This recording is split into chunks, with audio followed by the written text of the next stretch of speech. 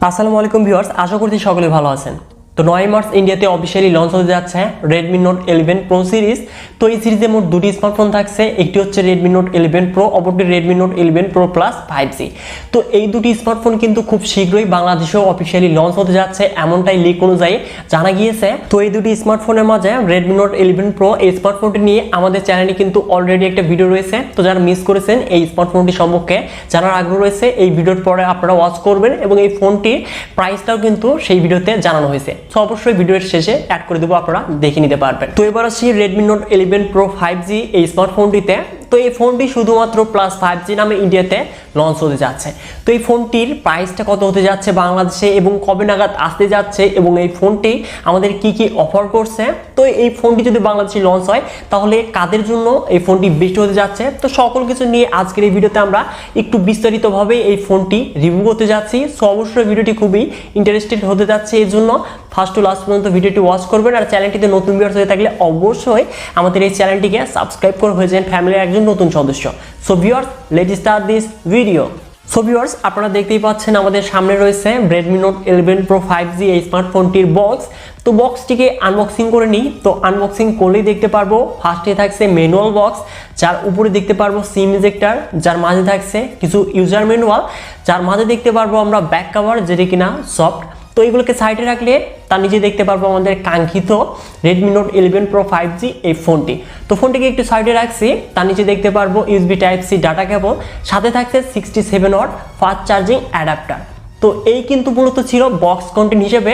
এবার আসা যাক এই স্মার্টফোনটিতে। প্লাস্টিক ফ্রেমের সাথে রিয়ারে দেখতে পারবো গ্লাস ব্যাগ, যেখানে প্রোটেকশন হিসেবে থাকছে কর্নিং গোরিলা গ্লাস 5। সো অবশ্যই Redmi Note 10 Pro সিরিজের চাইতে এখানে কিন্তু ডিজাইন এবং বিল কোয়ালিটি অনেকটাই প্রিমিয়াম করা হয়েছে। তো ফোনটি হাতে নিলে অনেকটাই মানে একদম বাজেট কিলার স্মার্টফোনগুলো টাইপের কিন্তু ফিল হয়। তো এবার আসি এই স্মার্টফোনটির পোর্টস এবং বাটনে। তো ফোনটির ডান সাইডে থাকছে ভলিউম আপ এবং ডাউন বাটনের সাথে পাওয়ার বাটন, যেটি কিনা সাইড মাউন্টেড ফিঙ্গারপ্রিন্ট হিসেবে কাজ করবে। এবং এই ফোনটির নিচের দিকে থাকছে হাইব্রিড সিম স্লট, যেখানে আমরা একসাথে দুটি সিম ইউজ করতে পারবো বা একটি সিম একটি মেমোরি কার্ড ইউজ করতে পারবো। সাথে থাকছে USB Type-C port, primary microphone এবং স্পিকার, এবং টপে থাকছে 3.5mm audio Jack, studio speaker, secondary noise cancellation microphone এবং আয়ার ব্লাস্টার। তো এই কিন্তু ছিল মূলত বডি এবং বিল্ড কোয়ালিটি এই স্মার্টফোনটির। তো এই ফোনটির ওয়েট হতে যাচ্ছে 202 গ্রাম এবং থিকনেস 8.1 মিলিমিটার। তো এই কিন্তু এই ফোনটির বডি এবং বিল্ড কোয়ালিটি ছিল। তো এবার মুভ করা যাক এই স্মার্টফোনটির ডিসপ্লেতে। তো ডিসপ্লে টপ মিডল সেন্টারে দেখতে পারবো 5 হোল, যেখানে সিঙ্গেল ক্যামেরাটি রয়েছে এবং ফুল ভিউ ডিসপ্লে প্যানেল পেতে যাচ্ছি এই ফোনটিতে, যেখানে থাকছে 6.67 ইঞ্চি সুপার অ্যামোলেড ডিসপ্লে প্যানেল দেখতে পারবো, যার resolution full HD plus.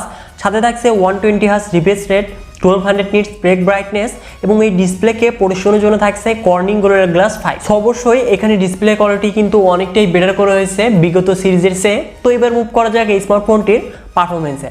Android version 11 এর সাথে MIUI 13 রান করবে, যেখানে চিপসেট হিসেবে থাকছে Qualcomm Snapdragon 695 5G, যেটি কিনা 6nm আর্কিটেকচারে তৈরি একটি অক্টোকোর প্রসেসর, যার সর্বোচ্চ ক্লক স্পিড 2.2 GHz, যাতে জিপিইউ হিসেবে থাকছে Adreno 690। সো অবশ্যই এখানে Qualcomm Snapdragon 720G এর চাইতে কিন্তু আমরা বেটার গেমিং এক্সপিরিয়েন্স পেতে যাচ্ছি, তা তো বলতেই হচ্ছে। এবং এটি কিন্তু একটি পাওয়ার এফিসিয়েন্ট চিপসেট। তো আপনারা যারা গেমার রয়েছেন অবশ্যই নিশ্চিন্তে থাকতে পারেন, এই ফোনটি থেকে আপনারা কিন্তু ভালো লেভেলের একটি গেমিং এক্সপিরিয়েন্স পেতে যাচ্ছেন। তো এবার আসি এই স্মার্টফোনটির ক্যামেরাতে। রিয়ারে দেখতে পারবো আমরা ট্রিপল ক্যামেরা সেটআপ, যার মেইন ক্যামেরাটি 108 মেগাপিক্সেল, সাথে থাকছে 8 মেগাপিক্সেল আল্ট্রা ওয়াইড এবং 2 মেগাপিক্সেল ম্যাক্রো লেন্স, যেটি দিয়ে আমরা সর্বোচ্চ 1080p 30 fps এ ভিডিও রেকর্ড করতে পারবো। এবং এই ফোনটির ফ্রন্টে থাকছে 16 মেগাপিক্সেল সেলফি ক্যামেরা, যেটি দিয়েও আমরা 1080p 30 fps এ সর্বোচ্চ ভিডিও রেকর্ড করতে পারবো। সো অবশ্যই এখানে যদি 4K ভিডিও থাকতো তাহলে অনেকটাই বেটার হতে পারতো, কিন্তু এই বাজেটে বর্তমান কেউই কিন্তু দিচ্ছে না, তো আশাও করা যায় না। এবং এই ফোনটিতে স্টোরেজ টাইপ UFS 2.2 থাকছে, তো এখানে 3.1 থাকলে বেটার হতে পারতো। যাই হোক, এবার আসি এই ফোনটির কমন ফিচার্সে। Studio speaker, 3.5mm audio jack, LAN, bluetooth 5.1, GPS, NFC, USB Type-C port, এবং এই স্মার্টফোনটির সিকিউরিটি হিসেবে থাকছে সাইড মাউন্টেড ফিঙ্গারপ্রিন্ট স্ক্যানার, যেটি কিনা অনেকটাই ফাস্ট স্পিডে লক এবং আনলক হচ্ছিল। সাথে থাকছে 5000 mAh ব্যাটারি, যেটি কিনা 67 ওয়াট ফাস্ট চার্জিং সাপোর্টেড, যেটি দিয়ে আমরা 43 মিনিটে 100% চার্জ কমপ্লিট হতে দেখেছি। সো এই ফোনটি কিন্তু Redmi Note 11 Pro এর সাথে কিন্তু সেম একদম, শুধুমাত্র চিপসেটে আমরা 5G চিপসেট দেখতে পেরেছি এবং ক্যামেরাতে শুধুমাত্র একটি ডেপথ সেন্সর এখানে কম দেখেছি। তো এই কিন্তু চেঞ্জেস, তাছাড়া কিন্তু এই ফোনটি সেম Redmi Note 11 Pro সাথে সেম। তো এবার আসি এই স্মার্টফোনটির প্রাইসে। সো এই স্মার্টফোনটি 9 মার্চ ইন্ডিয়াতে লঞ্চ হতে যাচ্ছে এবং লিক অনুযায়ী জানা গিয়েছে এই ফোনটির প্রাইসটা 20,000 রুপির নিচেই থাকতে যাচ্ছে।